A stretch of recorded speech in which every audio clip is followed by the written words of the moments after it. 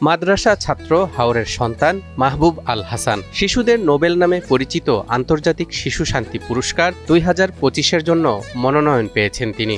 নিজের বাসায় বসে শিশুদেরকে সঙ্গে নিয়ে দেখছেন শিক্ষামূলক কার্টুন। শিশুদের নানা অধিকার রক্ষায় কাজ করে পেয়েছেন একাধিক স্বীকৃতিও।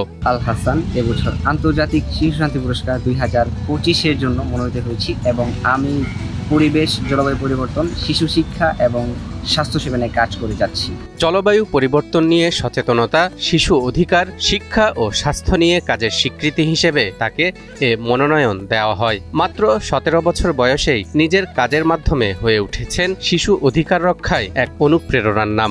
যখন আমি ছোট ছিলাম তখন থেকে আমি হাওরে বড় হয়েছি। আমি হাওরের সন্তান। তো হাওরের মানুষের জীবনের দুর্দশা, বিশেষ করে জলবায়ু পরিবর্তনের প্রভাবে হাওরের শিশুদের উপর যে প্রভাবটা পড়ছে সেটা আমি খুব ভালোভাবে দেখতে পাচ্ছি। প্রতি বছর বন্যা, খরা, ঘূর্ণিঝড় সহ নানা ধরনের প্রাকৃতিক দুর্যোগের ফলে হাওরের শিশুদের জীবনমাত্রা অনেক অবনতির দিকে যাচ্ছে। তো সেই বিষয়গুলো নিয়ে কাজ করার জন্য আমি ছোটবেলা থেকে আগ্রহী ছিলাম বা এগুলো নিয়ে চিন্তা করতাম।